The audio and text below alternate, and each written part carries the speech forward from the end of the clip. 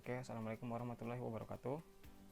Pada kesempatan ini saya akan mempresentasikan hasil proyek saya untuk pemenuhan tugas sistem cerdas pada semester 6. Nah, perkenalkan, nama saya Wahyu Dermawan, NIM 16, Prodi Teknik Biomedis dari Universitas Airlangga, Surabaya.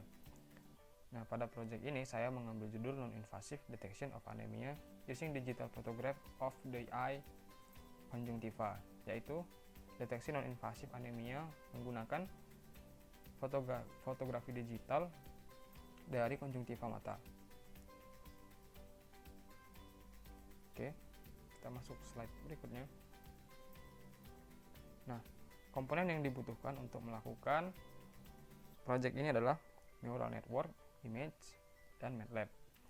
Neural network sendiri adalah jaringan saraf artificial neural network, yaitu jaringan saraf tiruan yang meniru sistem kerja saraf manusia. Namun di sini kita menggunakan angka untuk melakukan kalkulasi dan keputusan di akhirnya. Dan inputnya sendiri adalah gambar. Dan di sini saya menggunakan MATLAB untuk melakukan neural network trainingnya. Oke, selanjutnya.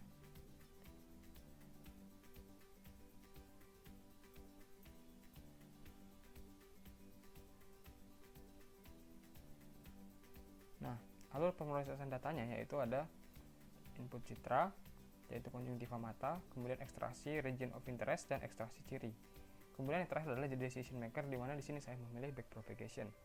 Kenapa saya memilih backpropagation? Karena dibandingkan dengan artificial neural network lainnya, salah satu yang paling mudah untuk dipelajari adalah backpropagation, dan juga akurasinya itu lumayan bagus. Kemudian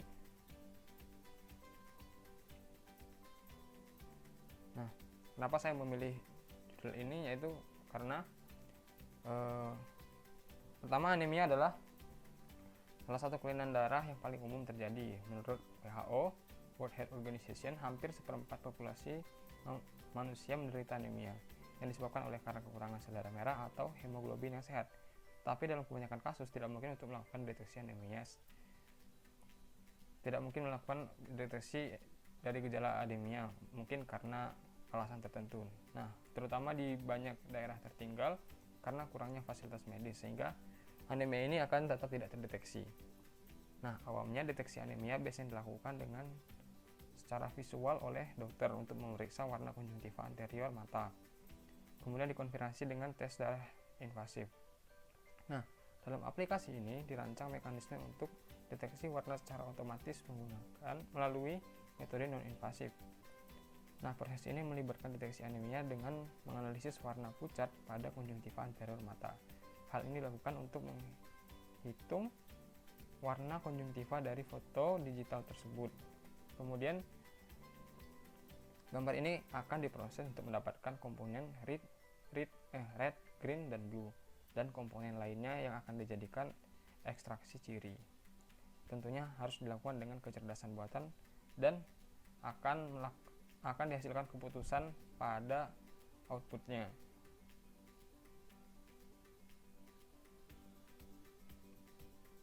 Oke, selanjutnya. Nah, pada proyek ini saya menggunakan 9 buah gambar yang saya peroleh dari referensi jurnal, di mana dari ke-9 tersebut 4 gambar diantaranya memiliki kandungan hemoglobin yang berbeda-beda, yaitu gambar A 7,3, gambar B 12,7, gambar C 14,0, dan gambar D nya itu 14,5 gram per desiliter. Kemudian ada beberapa referensi lain yang saya ambil gambarnya, namun pada referensi tersebut tidak mengandung berapa jumlah kadar hemoglobinnya. Namun di situ ditentukan apakah dia termasuk kelas anemia dan non-anemia. Dan saya mengambil gambar acak yang tidak diketahui dia anemia atau non-anemia. Kemudian kita akan menggunakan data tersebut untuk dilatih, kemudian akan diputuskan hasilnya nanti apakah dia anemia ataupun non-anemia. Nah, beberapa jenis artificial neural network yang kita ketahui itu ada banyak.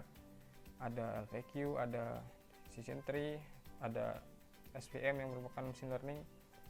Dan saya memilih backpropagation karena dia mempelajarinya lebih mudah serta akurasinya itu lebih akurasinya itu ya kalau saya lihat di jurnal memang tergantung penggunaannya, namun di sini saya mendapatkan akurasi yang bagus sehingga saya menggunakannya, yaitu di sini saya mendapatkan akurasi 100% dari project ini. Kemudian lanjutkan slide berikutnya, yaitu metode dan material. Nah, untuk metode dan material ini, untuk metodenya kita bisa nanti lihat di diagram alirnya ataupun flowchartnya yang menunjukkan metodologi yang diusulkan. Ini menggambarkan, melalui diagram alirnya kita bisa lihat keseluruhan proses dari pengolahan set yang berisi gambar konjungtiva dan mengekstraksi wilayah yang diinginkan ataupun region of interest. Setelah itu, setelah diambil ROI-nya, kita melakukan ekstraksi ciri. Kemudian dari hasil ekstraksi ciri tersebut kita dapat memutuskan apakah dia masuk kelas anemia atau kelas non anemia. Nah, untuk diagram alirnya seperti kita lihat di sini, ada konjungtiva mata, kemudian diambil oleh kamera gambarnya, kemudian dijadikan input gambar, dimasukkan ke dalam MATLAB, kemudian kita melakukan image processing. Yang pertama yaitu ekstraksi region of interest, kemudian kita memperoleh final dataset yaitu hasil region of interest, kemudian kita melakukan pemisahan ekstraksi menjadi dua, yaitu ekstraksi RGB dan ekstraksi HSV. Nah, kemudian kita melakukan artificial neural network classifier, yaitu backtrack propagation di sini, dan akhirnya diputuskan apakah dia anemia ataupun non anemia. Nah, tahapan ini terbagi menjadi tiga, yaitu ada akuisisi gambar, ekstraksi ROI, dan ekstraksi ciri. Sebenarnya di sini ekstraksi ciri karena ekstraksi fitur itu adalah ekstraksi yang juga mengandung parameter bentuk seperti eksentris, keliling, dan area. Sehingga di sini kita sebenarnya menggunakan ekstraksi ciri yaitu pada gambarnya, pada warna gambar tersebut. Oke, selanjutnya yaitu dataset.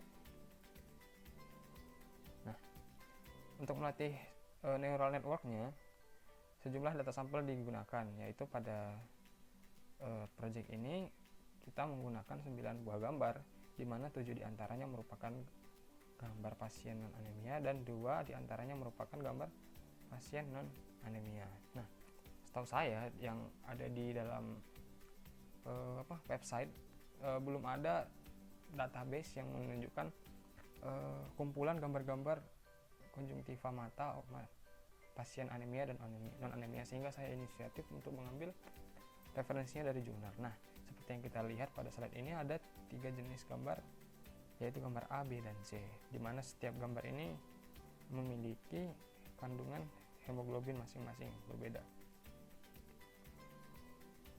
Oke, kita lanjut.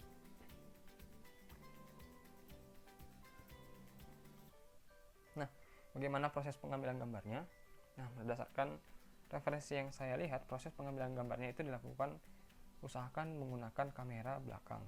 Kemudian cara untuk melihat konjungtiva matanya yaitu kita menarik kelopak mata dengan lembut dengan ibu jari sambil mengambil fotonya. Usahakan fotonya itu fokus, kemudian kalau bisa juga di zoom. Kemudian sesungguhnya pencahayaan biasa itu tidak terlalu mempengaruhi, seperti idealnya itu dilakukan pada waktu siang hari gitu. Dan juga tidak boleh menggunakan flashlight, karena flashlight akan menimbulkan noise saat melakukan image processing, dimana gambar yang karena di mata itu terdapat cairan, yaitu cairan air mata, kalau kena flashlight dia akan memantulkan sinyalnya kembali dan itu akan menjadi noise nanti di image processing. Oke.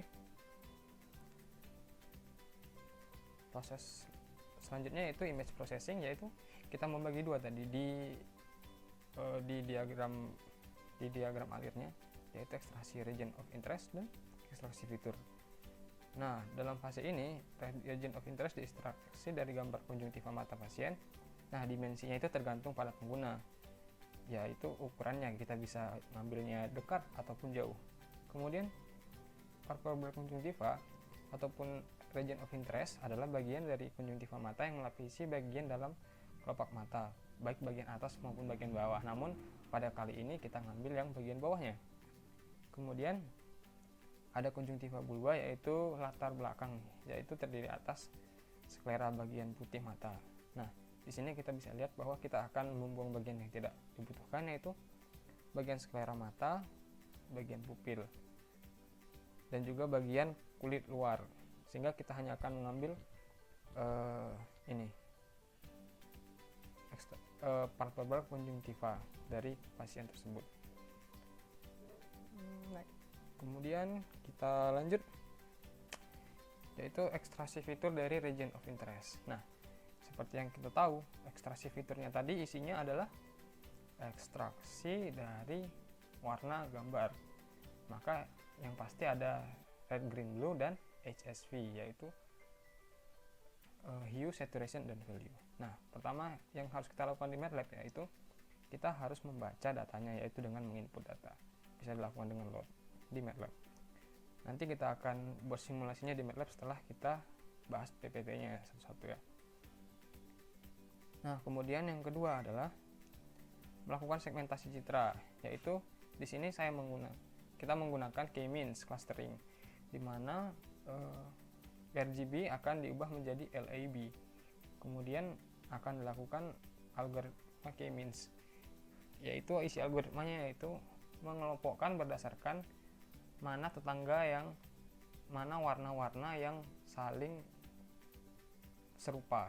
Jadi nanti hasilnya itu bisa dikatakan kalau warnanya sama, dia akan dimasukkan dalam klaster yang sama. Jadi klasternya nanti ada 3, yaitu klaster untuk palpebral konjungtiva, untuk bagian eksternal, dan untuk bagian pupil matanya nanti. Oke. Nah, seperti yang saya katakan tadi, setelah melakukan itu kita melakukan segmentasi K-means-nya.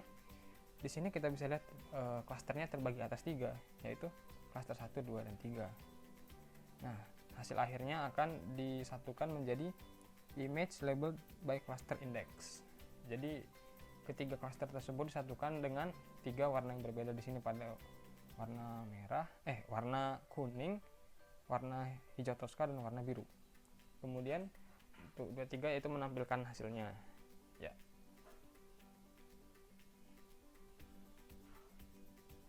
Kemudian kita memilih klaster yang terdapat foreground-nya atau palpebral konjungtivanya. Pemilihan ini dilakukan setelah melakukan operasi morfologi dan melakukan operasi open, dan di mana operasi open ini digunakan untuk menghilangkan noise-nya. Nah, di sini kita akan memperoleh citra akhir dari itu ROI-nya seperti ini, hanya berupa palpebral konjungtiva saja. Nah, selanjutnya di sini kita melakukan histogram, yaitu kumpulan frekuensi warnanya ada berapa gitu. Seperti di sini kita lihat dari red channel-nya ada sedikit, kemudian green channel juga tidak terlalu kelihatan tapi ada. Kemudian pastinya ada blue channel. Oke. Kemudian kita melakukan ekstraksi ciri berdasarkan HSV-nya. Gambarnya akan jadi seperti ini, yaitu hue, saturation, dan value. Nah, setelah ini baru kita menampilkan hasilnya, dan hasil yang akan diperoleh seperti pada slide ke-18, dimana nanti yang kita ambil adalah nilai mean-nya, mean dari red channel, green channel, blue channel, hue, saturation, dan value channelnya, untuk kita lakukan proses pelatihan neural network. Jadi kita melakukan pengolahan neural network berdasarkan 6 parameter ini.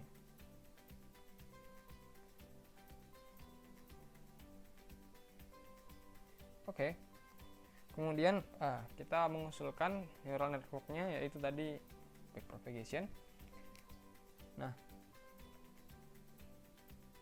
dimana kita tahu sendiri kalau backpropagation itu merupakan feed backward, artinya dia akan mengkalkulasi jumlah errornya, kemudian melakukan kembali penghitungan. Ketika dia melakukan feed forward, kemudian dia akan balik lagi ke belakang dan mengkalkulasi jumlah errornya sampai errornya semakin lama semakin kecil. Nah, tujuan dari backpropagation adalah untuk mengoptimalkan bobot sehingga jaringan saraf dapat bekerja bagaimana memetakan input memetakan input yang random ke dalam output. Secara garis besar, arsitektur backpropagation terdiri atas beberapa konsep ini. Nah, ini adalah gambar backpropagation secara umum arsitekturnya, namun kalau kita pakai di MATLAB, neural networknya akan menjadi seperti ini. Ini artinya ada 10 hidden layer dan ada satu aktivasi layer lagi, kemudian ada outputnya. Nah, kalau ditinjau secara arsitekturnya, jadi di sini itu ada linear regressionnya, di mana input x1 dan x2 akan dikalikan skalar dengan p1 yang merupakan bobotnya. Kemudian akan dilakukan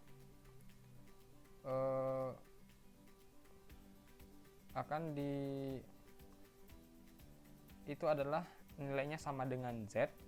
Kemudian akan dilakukan fungsi aktivasi. Dan kemudian akan dilakukan feed backward, di mana nilai errornya akan berupa dz, kemudian akan dihitung lagi kembali, kemudian dia akan dikalkulasi lagi ke depan sampai beberapa kali iterasi.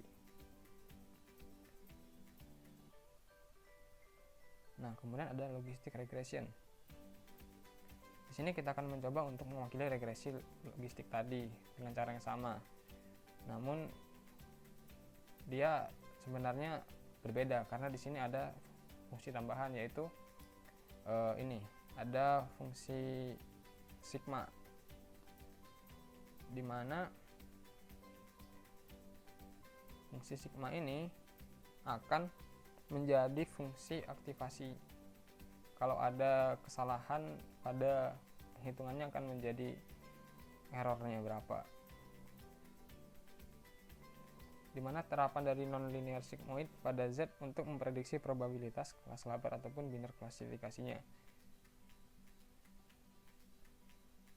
Nah, kemudian selanjutnya akan dihitung nilai Z-nya, akan dihitung nilai Y. Nah, gradiennya akan diupdate untuk wake dan biasnya. Kemudian akan dilakukan regresi linearnya. Nah, selanjutnya tadi itu untuk single layer. Nah, kalau multi layer dia lebih kompleks lagi, dimana merupakan konsep yang sama dengan jaringan saraf dua lapisan. Nah, namun di sini istilah biasnya kita tidak tampilkan. Ada beberapa perubahan notasi kecil seperti superscript. Nah, sekarang menunjukkan superscript ini menunjukkan nomor lapisan. Berarti lapisannya ada superscript 1 dan superscript 2. Nah, kemudian juga ada hidden layernya.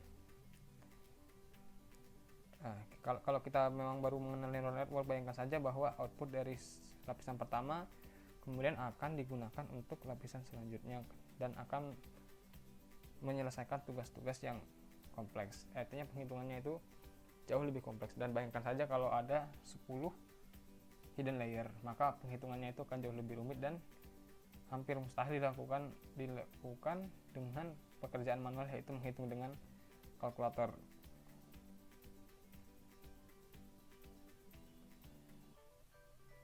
Ya. Nah, pada intinya itu kita melakukan inisiasi random pada wake dan biasnya. Kemudian kita memprediksi Y menggunakan wake, bias, dan X, yaitu tadi linear regression. Kemudian kita menghitung berapa nilainya. Kemudian kita menghitung berapa kesalahannya, yaitu DJ dan DW, kesalahan wake-nya dan kesalahan biasnya. Kemudian kesalahan wake dan bias akan diupdate. sehingga akan dilakukan kalkulasi ulang sampai errornya mengerucut.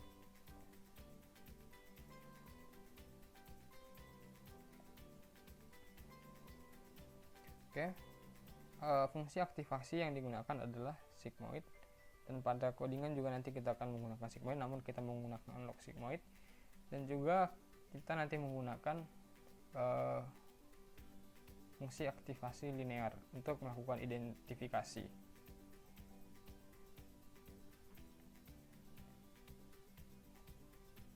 Oke, itu penjelasannya secara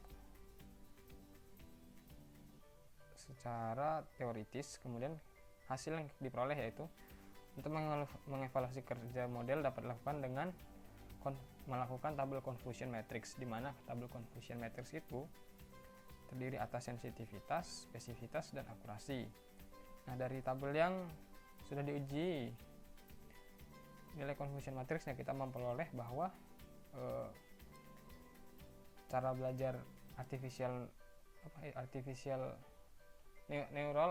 neural network ini memiliki hasil yang bagus, yaitu 100% pada spesifitas, 100% pada sensitivitas, dan 100% pada akurasi.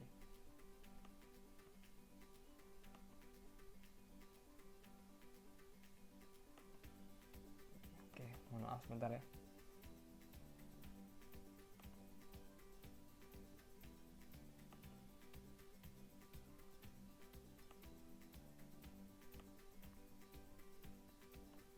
Oke, kita lanjut. Nah, sini kita bisa lihat kalau akan terdapat 9 inputan, 9 outputan, di mana terdiri atas true positif, false negatif, dan true negatif, di mana 1 untuk anemia dan 2 untuk non anemia. Ketika 1 tertebak 1, itu akan menjadi true positif. Ketika 1 tertebak 2, ya 1 tertebak 2 akan menjadi false positif. Ketika 2 tertebak 1 ada false negatif, kemudian kalau 2 tertebak 2 adalah true negatif. Oke. Jadi cara penghitungannya seperti itu, makanya kita dapat 100% tadi. Next.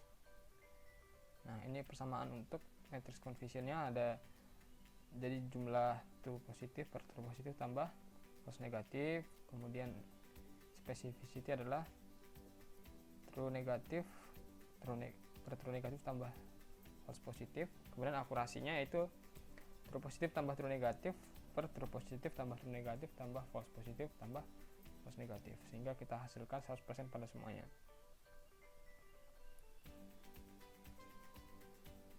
Oke, untuk lebih jelas,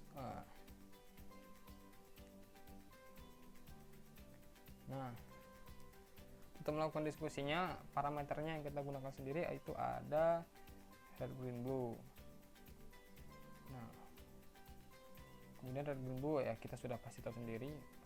Kalau blue-nya itu maksimal 255, red juga 255, dan green-nya juga 255. Nah, ini untuk HSP-nya.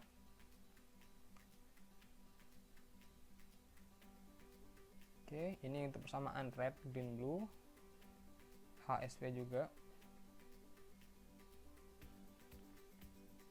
Jadi red itu bukan hanya warna merahnya, tapi warna merah dibagi dengan total 3 warna channel lainnya. Itu juga dengan green dan blue.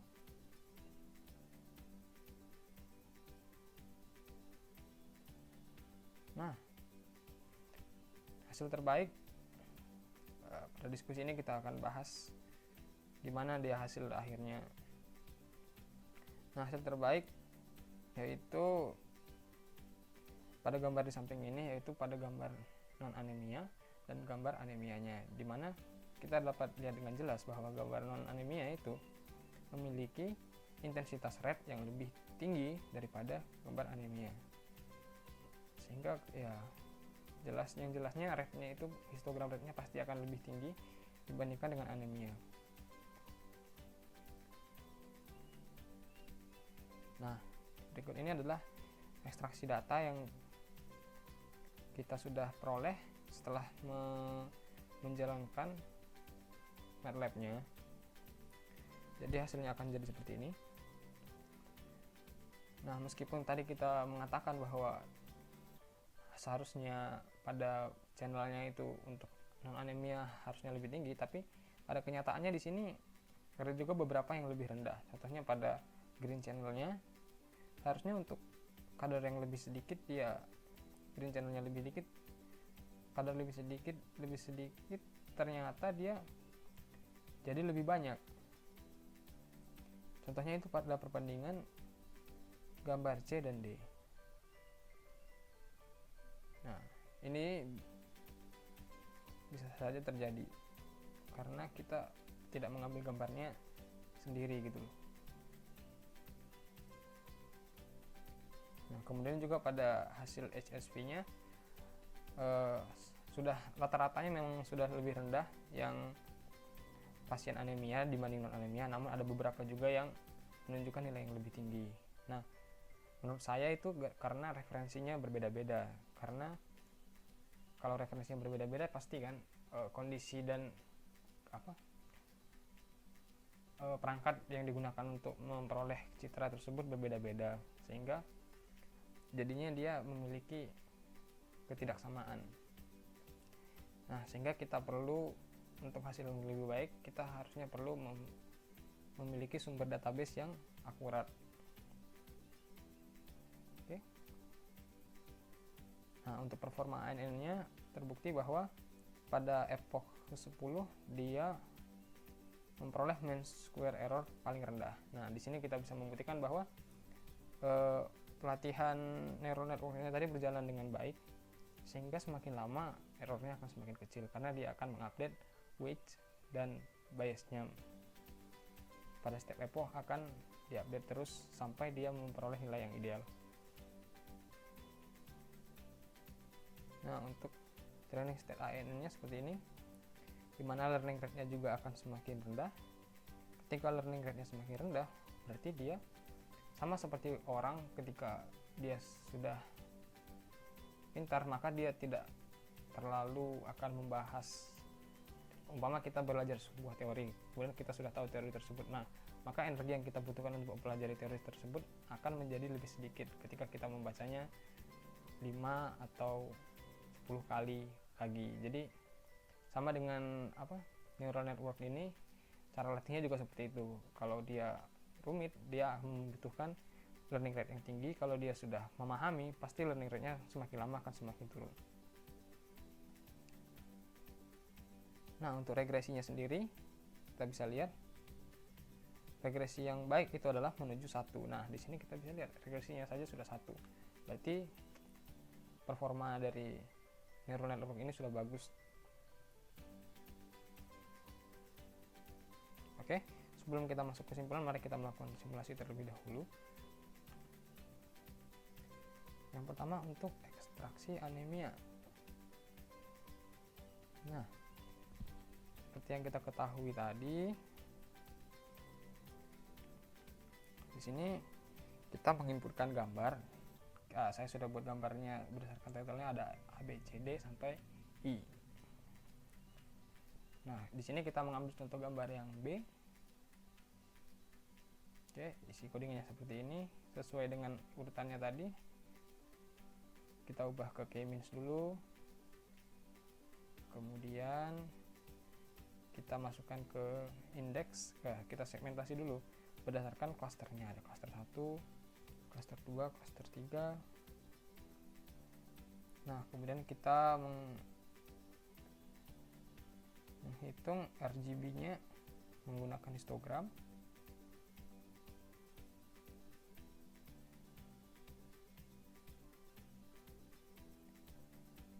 Kemudian ini histogramnya satu. Kemudian kita melakukan ekstraksi fitur HSV, hue saturation, dan value. Kemudian kita melakukan, ini yang tidak kita lakukan. Save fitur ekstraksinya kita tidak lakukan, yaitu area, parameter, dan eccentricity. Kemudian kita plot, coba kita run.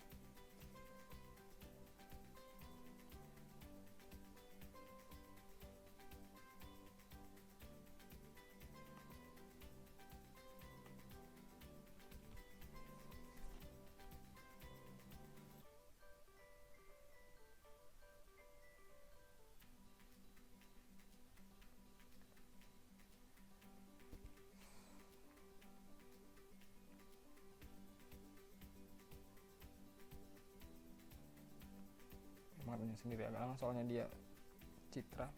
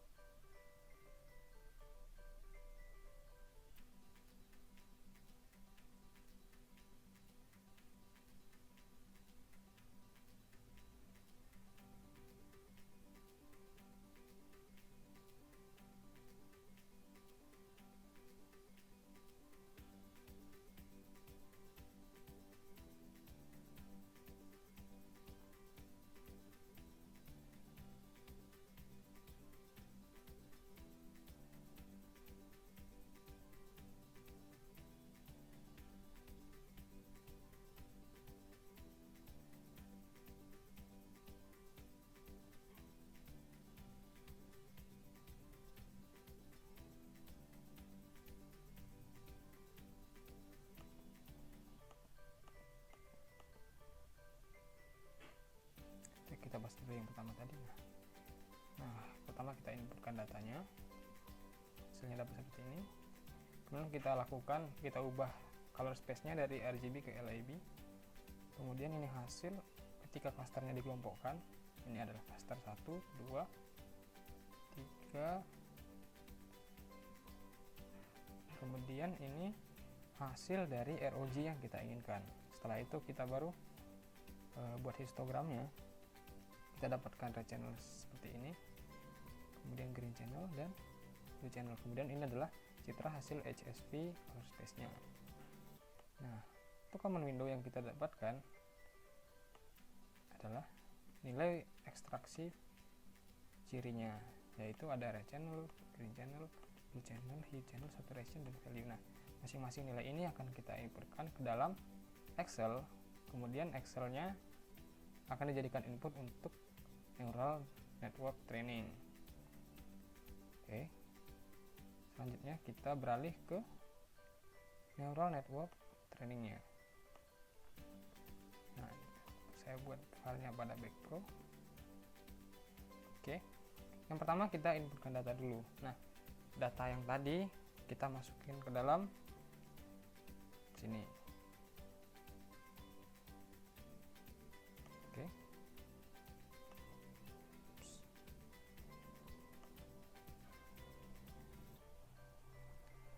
Nah, kita kelompokkan dia berdasarkan kelas 1 dan kelas 2. Dimana kelas 1 adalah anemia dan kelas 2 adalah non anemia. Data ekstraksi cirinya tadi ada red channel, green channel, blue, hue, saturation, dan ini. Kemudian kita punya tadi 4 buah gambar yang sudah memiliki kadarnya. Nah, ini kita bisa manfaatkan untuk melakukan training karena kita sudah mempunyai data yang terpercaya. Kemudian beberapa lagi kita buat jadi data latih di mana kita tidak tahu berapa kadarnya. Oke. Nah, setelah itu nanti data kita pisah jadi data latih dan data uji. Nah, data latihnya adalah yang ini. Kolom 1 sampai 6. Dan kita pisah jadi data uji. Nah, yaitu 7 sampai 9.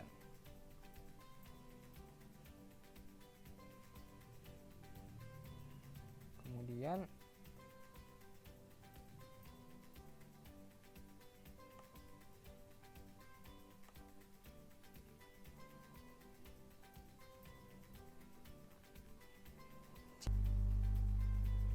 ya, kemudian data ujinya ini seperti ini. Nah, kita lanjut lagi. Nah, untuk inputnya kita perlu mentranspos dulu data latih dan data uji tadi, sehingga ditranspos dulu, hasilnya akan menjadi seperti ini, di mana baris akan dijadikan kolom dan kolom akan dijadikan baris.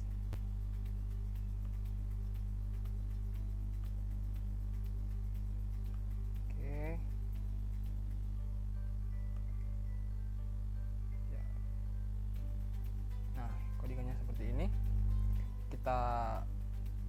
Kita load datanya ke MATLAB, kemudian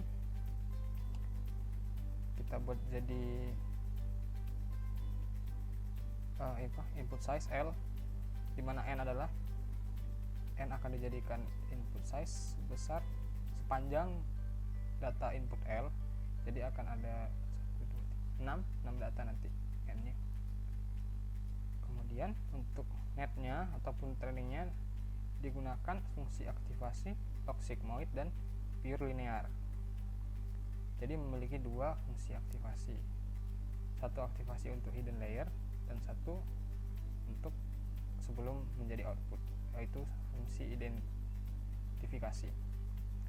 Nah, ini untuk MSI nya, kemudian dia kinerjanya, target errornya berapa. Nah, kita tampilkan dengan grafik tiap 100 bisa 10 terserah. Kemudian kita melakukan pengulangan sebanyak 10 kali. Kemudian laju pembelajarannya atau learning rate-nya kita pasang di 0,5 dulu.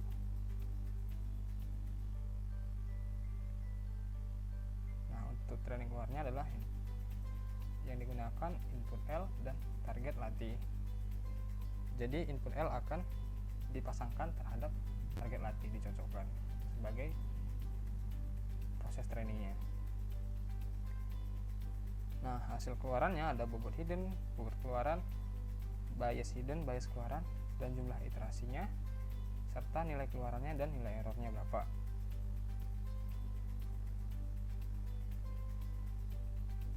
Nah, jumlah input itu harus sesuai dengan ukurannya, input size-nya. Kemudian hasil latihnya yaitu net keluaran, hasil keluarannya dengan input L ataupun input data latihnya. Kemudian dilakukan hasil uji yaitu net keluaran dengan input uji. Selanjutnya untuk menghitung akurasinya yaitu dihitung berapa jumlah hasil uji yang sesuai dengan target ujinya. Kalau dia menunjukkan yang sama berarti akurasinya akan tepat sehingga bernilai benar. Kalau salah dia akan bernilai tidak benar. Berhubung input outputnya 3 berarti jumlahnya per 3 dikalikan dengan 100%. Kita coba lakukan run.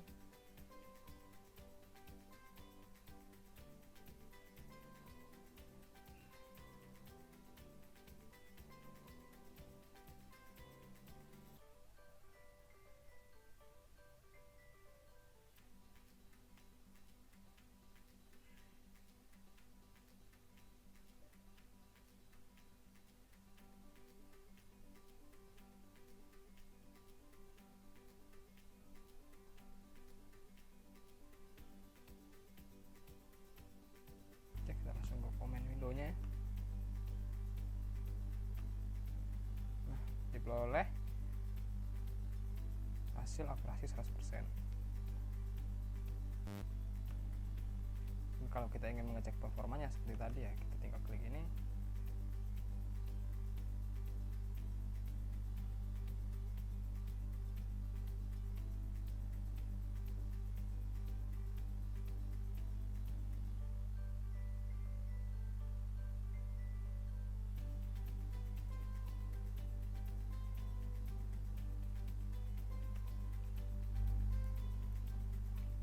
Nah, dimana mean square errornya semakin lama semakin turun.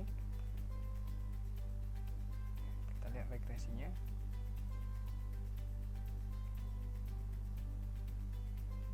Tuh, regresinya menunjukkan nilai 1, berarti akurasinya memang sudah pas.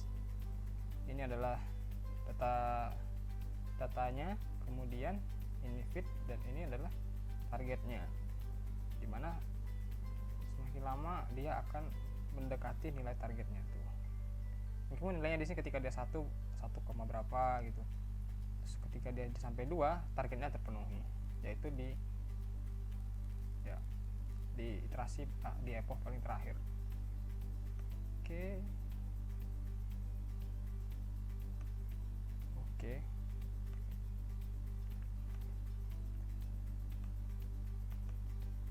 Baiklah, pada akhirnya kita sampai ke kesimpulan di mana proyek ini menyajikan model pembelajaran machine learning untuk mencapai metode otomatis daring dan invasif untuk mendeteksi anemia menggunakan gambar konjungtiva mata. Nah, dalam proyek ini ditunjukkan bahwa kinerja klasifikasi tinggi dapat dicapai menggunakan jaringan saraf tiruan. Hasilnya menunjukkan bahwa model itu mampu mendeteksi anemia dengan akurasi yang luar biasa. Metode invasif untuk anemia sebenarnya sudah tersedia, tetapi metode ini tidak berdasarkan gambar konjungtiva mata dan membutuhkan waktu yang lama untuk melakukannya. Sehingga juga dengan metode invasif yang juga tidak terlalu murah harganya dan tidak begitu cocok untuk proses screening, di mana prosesnya harus dilakukan dengan cepat. Nah, metode ini lebih hemat biaya karena bisa mudah digunakan sebagai alat screening pendahuluan untuk deteksi anemia di daerah tertinggal, yang mana fasilitas medisnya tidak memadai. Nah, ini juga sangat efektif dalam waktu dan membutuhkan infrastruktur yang minimum, hanya membutuhkan MATLAB saja dan laptop. Dan juga, tapi metode ini terdapat kekurangannya juga, terutama dalam pengembangan metode otomatisnya dalam pembuangan gambar yang tidak diperlukan, yaitu ROI. Nah, ada pada beberapa gambar tadi meskipun saya tidak tunjukkan, namun dia itu gambar yang terseleksi itu bagian yang tidak diinginkan masih ada, sehingga kemungkinan untuk itu akan mempengaruhi nilai RGB-nya sendiri dan HSP-nya sendiri. Nah, namun harapannya di masa yang akan datang akan dilakukan dengan perangkat yang seragam, sehingga hasilnya juga akan pasti jauh lebih baik dan dapat dibuatkan user interface untuk mempermudah digunakannya untuk tenaga medis. Nah, oke. Jadi ini referensi yang saya gunakan tadi, bisa diakses juga. Oke, kemudian ya, baiklah, sekian presentasi dari saya. Sekiranya kalau ada ucapan dan tingkah saya yang tidak menyenangkan, mohon dimaafkan, dan atas perhatiannya saya ucapkan terima kasih.